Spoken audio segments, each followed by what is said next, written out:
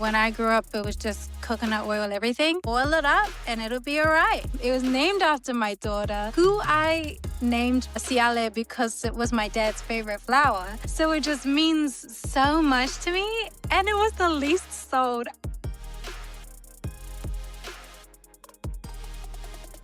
Thank you for joining Dear Suga in this special segment because May is Small Business Month. And so I thought it would be great to highlight some of our Pasifika women and the work that they're doing. I just learned that you are from Niuean, so pakalofa lahiatu. Do you mind if you could tell us as to who is Gabby? Yeah, hi, I'm Gabby, and I am the creator and maker at Pua Skin. It's a Polynesian skincare company. I'm based out of New Jersey. Gabby Williams now. My maiden name is Ikiua from Niue. So my dad is from Niue, and my mom is Palangi. She's from New Zealand. And I was born and raised in Mangere, South Auckland, around a lot of Pasifika. So it was a mix of really fun, like amalgamation of just a lot of cultures, a lot of Pacifica cultures. And then I came here to New Jersey in 2013, and I'm still here. I make everything and I send it out, and I hope people enjoy it. It's a slow growing business, but I'm excited to see where it goes. I absolutely love it. I often get great compliments for it. And I love the formula because it's nice and light. The texture of it is so smooth. Like, I'm curious as to what drove you to start Pua Skin. So two things were happening simultaneously. When I had my daughter, she's 5, almost 6 now. So it was about 6 years ago, I got really into ingredients. So I really wanted to make sure, everything that's going on her is as close to nature as possible. I mean, when I grew up, it was just coconut oil, everything. And I was just like, there's so much going on right now. You got different creams for this, for that. She got a skin irritation. I made her an oat soak bath and her skin healed up, and it felt really empowering. And then simultaneously, I was also feeling very homesick. I had lost my dad about 2 years, and I was feeling drawn to either go back home. I just needed some of more of my culture. I felt like I was kind of losing myself a little bit because there's hardly any Pacific Islanders around here. Mind you, now that I've started Pua, I'm attracting Polynesians around me. So that's really, really cool. I really needed that.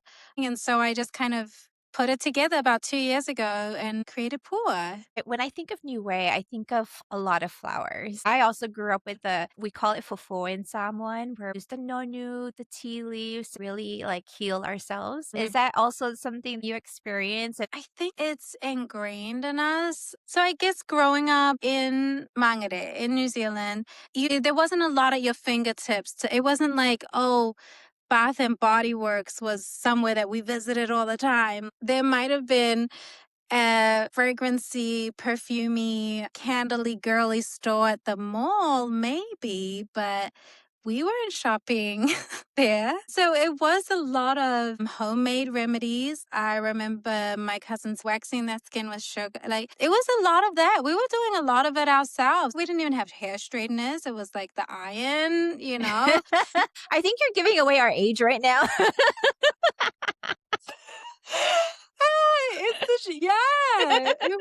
It was a time. It wasn't so like right now. And I realized when I had my daughter that you can get anything, any problem you have, there's a specific thing for that specific problem. You can have a whole medicine cabinet full of stuff now. Whereas before it was like you had ointment.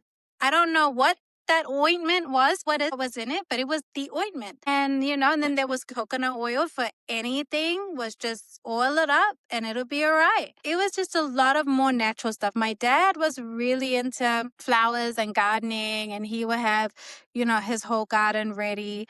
If we were sick, it was like a whole lemon and a cup of boiling water with the lemon leaves. It was just very back to basics. And I guess when I had my daughter, I had her in the space of, like I said, like remedy for every little thing. There was some concoction that somebody's made. And I just really wanted to go back to how I was raised. I really love that. You mentioned that you wanted to do clean ingredients for your baby. Is that something that you've always done professionally? How did you learn so quickly? No, I didn't. I didn't at all. I'm one of those people that have done a lot of different things, but never really enjoyed it. I've just fallen into different careers. When I started formulating things, I really got into it. I took courses, whatever I could really, and I just got really nerdy with it. It's a lot of AM rabbit holes, and I still do it to this day, and I have to stop myself. I'm like, no, we're not making anything else. Like, this is enough. So, what do you offer with your skincare line? So I have body care and then I have face care. I keep things very simple, very gentle. So in the body care, I have soap, exfoliating skin scrubs, and the cream, the lotion that you were talking about. And then in the face line,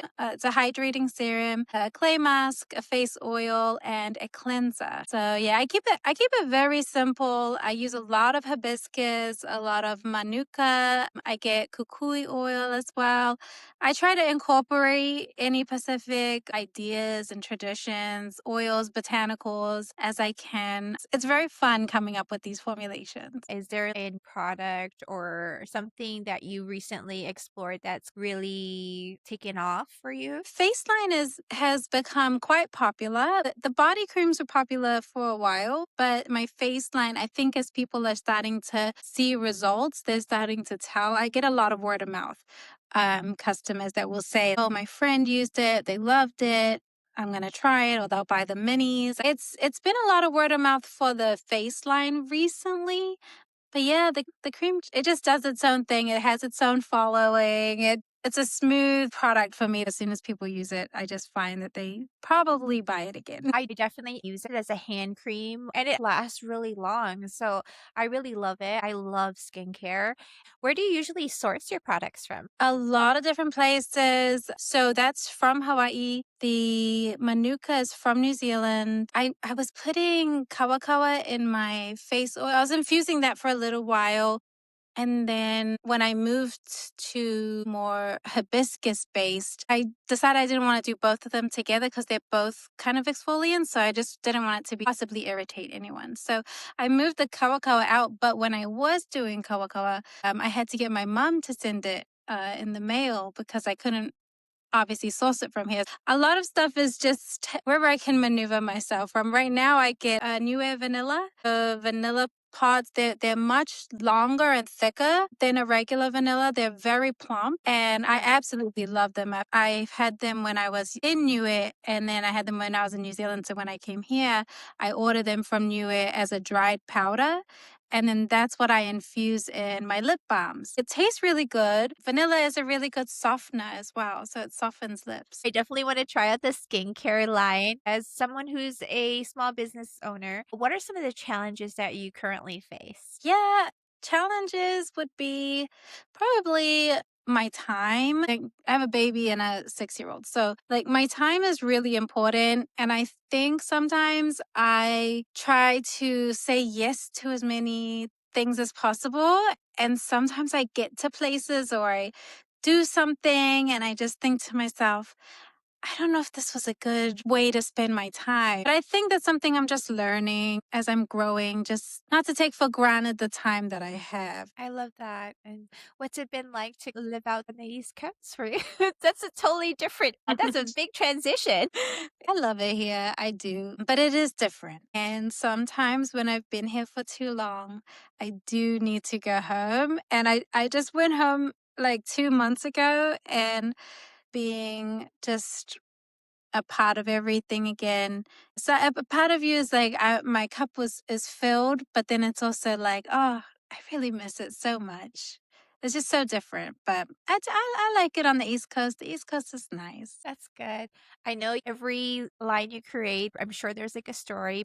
I'm curious, is there one fragrance that kind of stands out for you right now? And is there a reason behind that? I think that's funny you say that because I think the one fragrance would be the one that I had to discontinue, which is the Plumeria one. And it is my favorite too. That's why I still have like the ingredients for when I want it. But it didn't catch on as much as the coconut mango, hibiscus, the manuka cashmere. Like those ones, I think they just resonated better over here, East Coast side anyway. But I like the plumeria, and I originally named it Siale, which is my daughter's name. She's named after the plumeria flower. So it's this beautiful thing to me. It's my favorite scent. It was named after my daughter, who I, side note, named Siale because it was my dad's favorite flower.